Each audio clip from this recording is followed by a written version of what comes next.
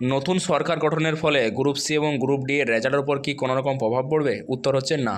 মে মাসে অর্থাৎ এই চলতি মাসেই রেজাল্ট দেবে।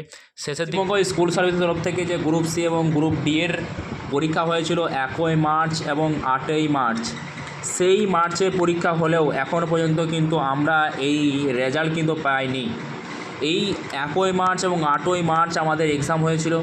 সেই এক্সাম ইতিপূর্বে আমরা 2 মাস অতিবাহিত করে দিয়েছি পরীক্ষা দেওয়ার, কিন্তু তারপরেও আমাদের কিন্তু এখনও পর্যন্ত রেজাল্ট পাইনি। বিভিন্ন মাধ্যম দ্বারা, বিশেষ করে কর্মসংস্থান পেপার দ্বারা আমরা জানতে পেরেছি যে মে মাস নাগাদ কিন্তু আমাদের রেজাল্ট দিতে পারে। এখন এর মধ্যেই কিন্তু আবার ভোট হয়েছে, সরকার গঠিত হয়েছে নতুনভাবে। এই নতুন সরকার গঠিত হওয়ার ফলে কি আমাদের গ্রুপ সি এবং গ্রুপ ডি এর রেজাল্টে কোনো পরিবর্তন বা প্রভাব পড়তে পারে বলে মনে হয়? উত্তর হচ্ছে না, কোনো রকম পরিবর্তন হবে বলে আমি বিশেষ করে মনে করি না। কারণটা হচ্ছে সেটা হচ্ছে, দেখুন, গ্রুপ সি এবং গ্রুপ ডি এর জন্য যে পরীক্ষাটা নেওয়া হয়েছিল সেটা নর্মালি সরকারিভাবে নেয়নি।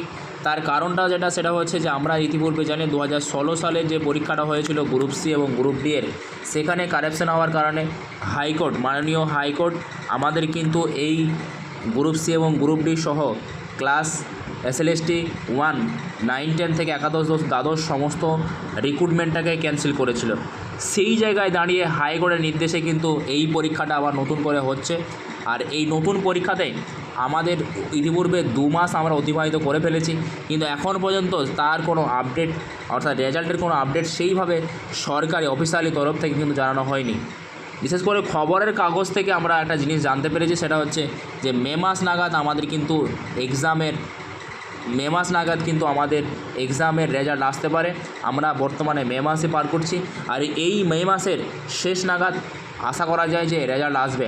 এখন এই মুহূর্তে এই যে ভোট হলো, ভোটের ফলে নতুন সরকার গঠন হলো, সে কি পূর্বের যে রিক্রুটমেন্ট ছিল সেটা কি পরিবর্তন করতে পারে? উত্তর হচ্ছে না। তার কারণ হচ্ছে এই পরীক্ষার সম্পূর্ণটা হাইকোর্টের নির্দেশ এবং সুপ্রিম কোর্টের নির্দেশে হচ্ছে।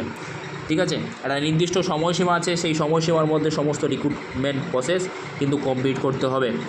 আর কিভাবে কমপ্লিট করছে সেটা আমরা জানার জন্য ইতিপূর্বে দেখেছি যে গ্রুপ সি এবং গ্রুপ ডি এর পরীক্ষা হওয়ার আগে SLST নবম দশম এবং 11-12 রিক্রুটমেন্ট কিন্তু তারা কন্টিনিউ করছে। এবং ভোটের মধ্যেও, ভোট চলাকালীন সময়েও কিন্তু তারা ভেরিফিকেশন কাজটা আগিয়ে নিয়েছে WBSSC বোর্ড।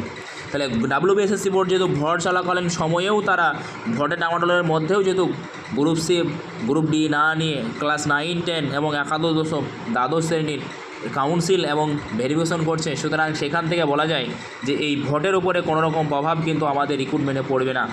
এখন এই প্রভাব পড়বে বলে যদি কেউ মনে করে যে আমি প্রিপারেশন নেবো না গ্রুপ সি এবং গ্রুপ ডি এর ইন্টারভিউয়ের জন্য, সে কিন্তু খুবই বোকামি কাজ করবে। তাই আমি সকলকে সাজেশন করব যে আপনি অবশ্যই ইন্টারভিউয়ের জন্য খুব ভালোভাবে প্রিপারেশন নিন। এবং ইন্টারভিউ হবে আসল খেলা। তো ইন্টারভিউটা খুব ভালোভাবে দিলে আপনি কিন্তু একটা ভালো নম্বর পেয়ে আপনি চাকরিটা পেতে পারেন। ধন্যবাদ। আজকের ভিডিও পর্যন্ত। পরবর্তী ভিডিও দেখার জন্য অবশ্যই আমার চ্যানেলটিকে ফলো রাখুন। ধন্যবাদ।